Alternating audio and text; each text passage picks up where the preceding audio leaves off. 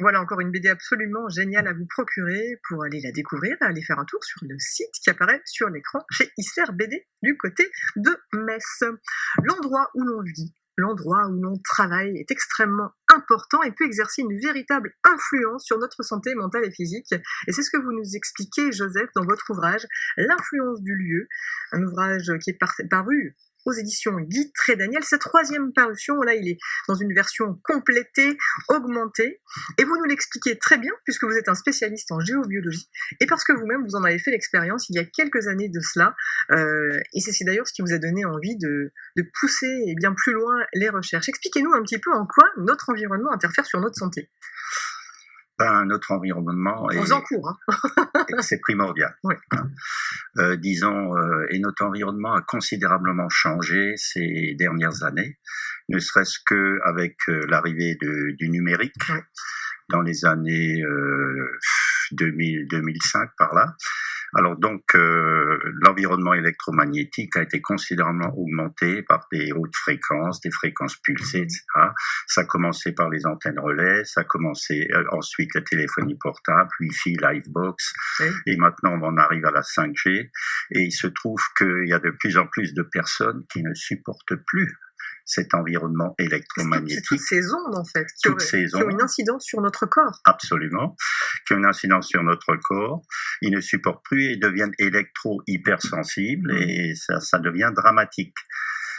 Et donc, vous nous invitez, à travers cet ouvrage, à essayer de faire en sorte de détecter finalement le lieu dans lequel, enfin d'analyser le lieu dans lequel on est, puisque vous avez analysé 3000 lieux comme cela, vous êtes allé dans 3000 maisons, si je puis dire, pour voir un petit peu bien comment les ondes pouvaient peut-être interférer, et à chaque fois vous avez constaté peut-être que dans la chambre dans laquelle on dort, eh bien voilà, on peut, en tout cas ces ondes peuvent avoir une vraie incidence sur notre santé. Ça peut aller d'une insomnie jusqu'à parfois un cancer, à développer un cancer. Pour nous, l'emplacement du lit, c'est primordial, avant toute chose, pour la bonne et simple raison que nous allons passer le tiers de notre vie, et si on dort, c'est pour se régénérer. Notre corps a besoin de se régénérer. Maintenant, on ne dort pas bien 1 ou 2 nuits, c'est pas trop grave, oui, mais si ça perturbe pendant des mois, des années, qu'est-ce qui va se passer?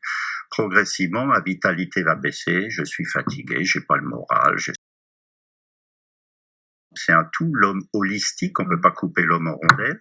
Ma vitalité va baisser, automatiquement mes défenses immunitaires vont s'affaiblir. Et un beau jour, quelque chose d'exogène, j'ai un stress, un choc émotionnel, affectif, je perds mon conjoint, je perds mon boulot, un tas de facteurs. Mes défenses qui ont été amoindries ne peuvent pas compenser cette agression. Et là, ça va lâcher quelque part. Et souvent, on me demande, mais qu'est-ce que je risque? Je n'en sais rien. Ça, c'est quelque chose d'individuel. oui. Ça dépend de pas mal de paramètres, la durée d'exposition, ces rayonnements. Alors d'abord, j'ai parlé de cette pollution électromagnétique, mais il ne faut pas oublier ce qui vient du sous-sol. Oui.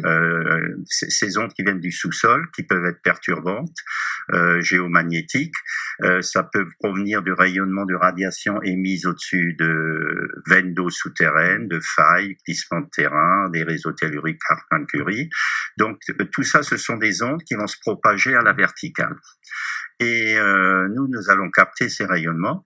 Et là où ça commence à poser problème, c'est l'effet de synergie lorsque l'endroit où je dors est perturbé par une pollution électromagnétique artificielle et qui plus est par des rayonnements émis par le sous-sol. D'accord. Ce qu'il faut savoir, ces rayonnements qui sont émis par le sous-sol traversent tout. On les retrouve au rez-de-chaussée comme au dernier étage d'un building, étant donné que dans ces rayonnements, on trouve des rayons gamma, on trouve des neutrons thermiques qui traversent absolument tout. D'accord. Donc si Mireille, par exemple, ne dort pas de la nuit, il suffirait, peut-être qu'il faudrait simplement qu'elle déplace son lit d'1 mètre. Ça semble bête, hein, comme ça. Enfin, a priori, on se dit, c'est pas grand-chose. Et pour que ça change la donne. La télé, donc c'est déjà très mauvais. Alors déjà, le lit devant la télévision, oui. J'ai mon lit devant la télé, donc c'est déjà mauvais. Déjà là, il suffit de la débrancher une fois que j'ai plus ma télé. On met la veille souvent. Hein. Oui, non, parfois ça rayonne quand même aussi. Hein, Donc pas de télévision dans les chambres, pas de miroir aussi, je disais dans votre ouvrage. Alors là, il faut se méfier des miroirs. Les miroirs, ça peut être catastrophique. Pourquoi? Un miroir réfléchit, réfracte les rayonnements, non seulement la lumière solaire avec les ondes électromagnétiques, ça fait partie du spectre solaire, le spectre solaire fait partie des ondes électromagnétiques, mais également un miroir va réfléchir des ondes qui viennent du sous-sol.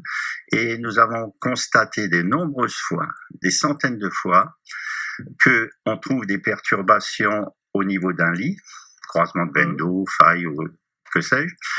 Et en enlevant le miroir, ces rayonnements, on les a trouvés totalement en dehors du lit. Ah oui. En dehors du lit, on n'a même pas été obligé de le déplacer. Donc ça, c'est une règle de base, pas de miroir dans la chambre à coucher. Pas d'objets métalliques également, on évite les objets Il faut se métalliques. méfier des objets métalliques, il faut éviter maintenant ce que font nos jeunes, ils ont leur téléphone portable, leur iPad. Ah oui, mais on l'a tous un peu, en tant que réveil, on l'utilise tous maintenant presque comme un réveil aussi, le et téléphone certains portable. le mettent même sous leur oreiller toute la nuit. Alors il faut croire, sans arrêt, on capte ces ondes. Oui, oui. Et puis un beau jour, on ne supporte plus cela. Oui, oui. Donc, qu'est-ce que vous nous invitez à faire et comment est-ce qu'on peut faire pour analyser dans notre chambre? Imaginons que ma chambre, je n'ai pas de miroir, je n'ai pas je n'ai pas de radio réveil, je n'ai pas de métal, a priori tout va bien. Comment est-ce que je peux savoir, et même pour autant je ne dors pas bien. Comment vous vous y prenez pour analyser les pièces? Disons, il faut faire venir un spécialiste déjà. Vous, en l'occurrence. Non, pas uniquement moi, c'est très prétentieux.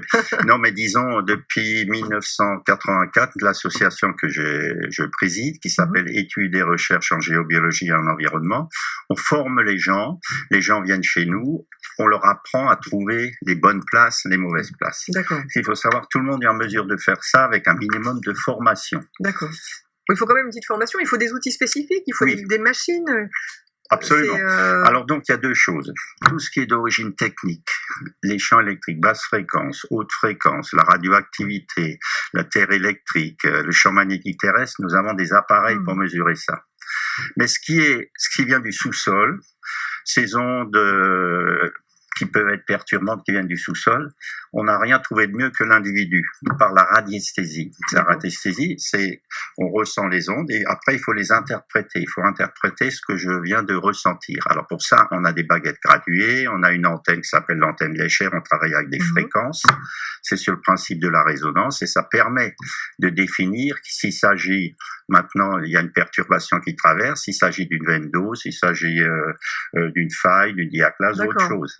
Je lisais quelque chose de très intéressant également dans votre ouvrage que je conseille vraiment à tous, c'est que dans les hôpitaux, notamment dans les chambres d'hôpital, tout ce qui est mis finalement, ne serait-ce que le lit du patient, chaque chambre en fait finalement est un nid à ondes négatives et qu'on peut comprendre parfois que certains patients, et vous l'expliquez par des exemples, qu'un patient qui à un moment était dans une chambre mal inspectée, après de l'avoir changé mis dans une autre chambre, son état de santé s'est amélioré parce qu'à un moment justement il y avait des ondes négatives dans ces chambres-là. Comment ça se fait que c'est pas pris en compte aujourd'hui dans les hôpitaux?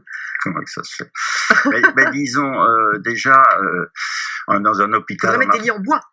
Ce serait l'idéal, mais parfois il faut des lits médicalisés, ou alors vous êtes toujours branché sur des prises électriques, etc. Il faudra pouvoir couper ça quand j'en ai pas vraiment besoin. Et puis ensuite, il y a surtout l'emplacement des lits. J'ai eu l'occasion de discuter avec des infirmières qui m'ont dit, oui, il y a telle chambre, dans tel service, il y a toujours des problèmes, il y a toujours des complications. Oui. Si maintenant quelqu'un vient de subir une opération, il est affaibli. Alors si en plus l'emplacement du lit là où il est censé se régénérer est perturbé, il va avoir du mal à se remettre. Donc ce n'est pas tant la chambre qui est maudite que parfois il suffirait simplement de changer le lit de place et les choses rentreraient dans l'ordre. Absolument. J'invite tous les téléspectateurs, on pourra en parler des heures avec vous pour que vous nous donniez des recettes, mais il faut vraiment lire L'influence du lieu. Voilà, c'est paru aux éditions Guy Trédaniel. C'est signé Joseph Birkner et voilà, vous nous donnez plein d'informations. Vous êtes allé, je le disais, dans 3000 maisons, vous avez analysé et c'est passionnant de faire une synthèse de tout ça. Procurez-vous cet ouvrage, vraiment ça vaut le détour. Merci beaucoup d'avoir fait le déplacement pour nous le présenter. Merci à vous.